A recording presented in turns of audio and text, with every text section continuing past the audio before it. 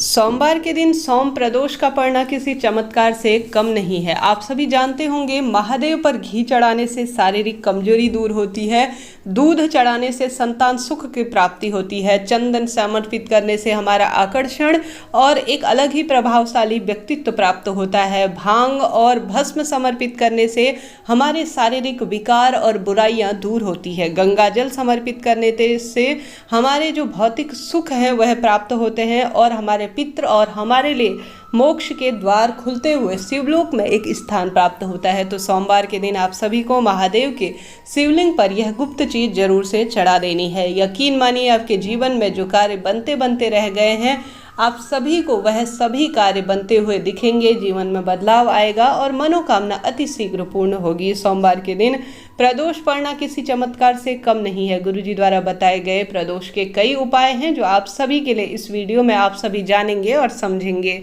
तो सबसे पहला उपाय, जब गुरुजी की हाल की ही कथा हुई है जिसमें उन्होंने पुष्पों के बारे में बताया है, जो दिव्य पुष्प हैं उनसे हम अपनी मनोकामना कैसे सिद्ध करवा सकते हैं, तो इसमें से सबसे पहला उपाय है कनेर के फूल का उपाय। सोमवार के दिन यह दिव्य उपाय किसी चमत्कार से कम नहीं होगा। अगर आप अपना प्रेम विवाह चाहते हैं, आपके विवाह में अड़चन आ रही है या पति पत्नी में आपसी असमंजस की स्थिति दे रहती है, विचारों का मतभेद रहता है या कुल मिलाकर प्रेम विवाह से संबंधित या मांगलिक दोष से संबंधित, विवाह से संबंधित आपसी कोई विचारों का मतभेद है, पति पत्नी में बनती नहीं है, तो इस दिव्य उपाय को करके देखिएगा, लाभ निश्चित रूप से होगा। सोमवार का दिन चमत्कार से कम नहीं है। आप सभी को ले लेने हैं पीले रंग के कनेर के फूल।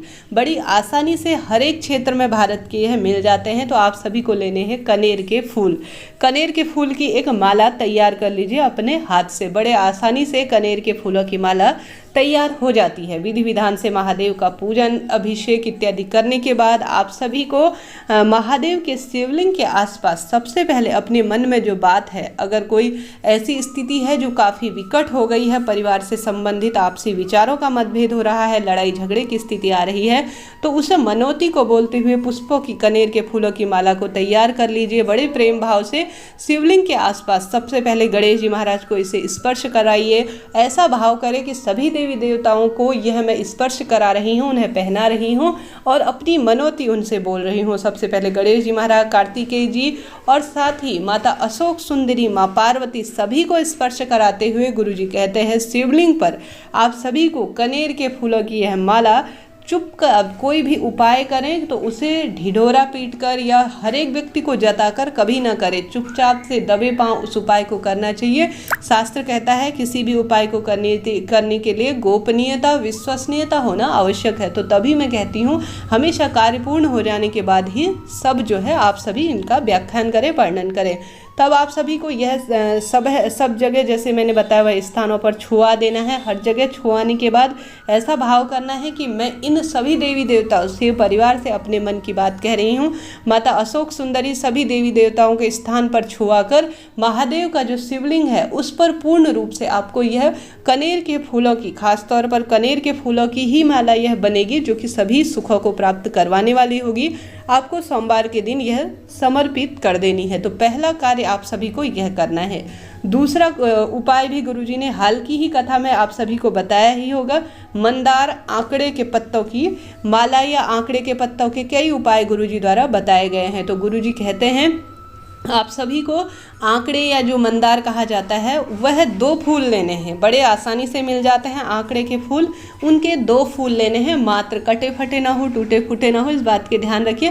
पूर्ण रूप से ले लीजिएगा, थोड़ा डंडी सहित ले लीजिएगा, बिल्कुल डंडा इत्यादि कटा हुआ ऐसा ना ले, पूर्ण रूप से 2 फूल ले लीजिएगा। एक फूल आपको अपने मन की कामना कहते हुए सबसे पहले माता अशोक सुंदरी के स्थान पर समर्पित करना है। दूसरा जो फूल है उसे आप सभी को शिवलिंग पर समर्पित करना है। यह 2 उपाय हैं, इनमें से एक भी कर लेंगे, कनेर के फूल या आंकड़े के फूल वाला, तो आपको काफ़ी लाभ मिलेगा। तो दूसरा उपाय है, इस उपाय को भी आप सभी कर सकते हैं। मात्र 2 फूल ही लेने हैं इस उपाय को करने के लिए। तो यह दूसरा उपाय है। तीसरा उपाय, आप सभी जरूर से महादेव के शिवलिंग के ऊपर जल समर्पित करें तो उसकी मात्रा थोड़ा सा वहीं पर बैठकर ओम का उच्चारण करते हुए अति प्रेम से ऐसा भाव करें कि इससे मेरे दुख तकलीफ शरीर के रोग कटेंगे, ऐसा भाव करते हुए आप सभी को पहले विधि विधान से महादेव का पूजन कर लेना है। अभिषेक इत्यादि करने के बाद ओम का उच्चारण करते हुए ही महादेव के शिवलिंग पर जल चढ़ाना है।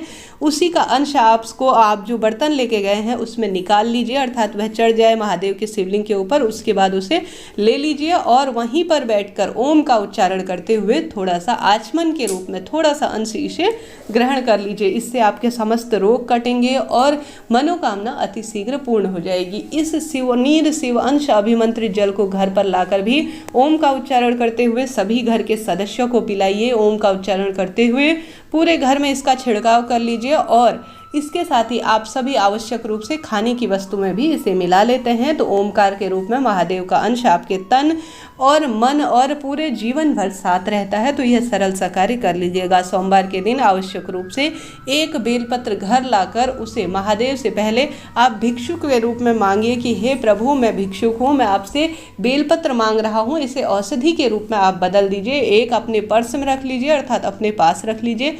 दूसरी जो है बेलपत्र आप चाहें तो चबा चबा कर खा सकते हैं, काफ़ी इसका भी लाभ मिलता है, सभी रोग इत्यादि कट जाते हैं। तो दूसरा यह कार्य भी आप करते हैं तो अति श्रेष्ठ इसे माना जाता है। साथ ही जैसा मैंने शुरू में बताया, घी, दूध, दही, भांग, चंदन इत्यादि समर्पित करने से क्या लाभ होता है, तो इन चीज़ों को महादेव के ऊपर अपनी क्षमता अनुसार, सामर्थ्य अनुसार, समय अनुसार जरूर से समर्पित करते हैं तो काफ़ी आप सभी को इसका लाभ मिलता है। जरूर से यह सरल कार्य कीजिएगा।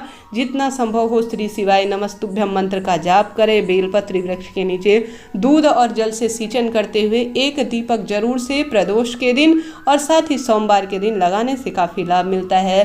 प्रदोष के दिन शिव मंदिर नहीं जा सकते, बेलपत्री वृक्ष के नीचे नहीं जा सकते तो घर के मुख्य द्वार पर जरूर से एक दीपक लगाने से काफ़ी आप सभी को लाभ प्राप्त होगा। हर हर महादेव। श्री शिवाय नमस्तुभ्यम।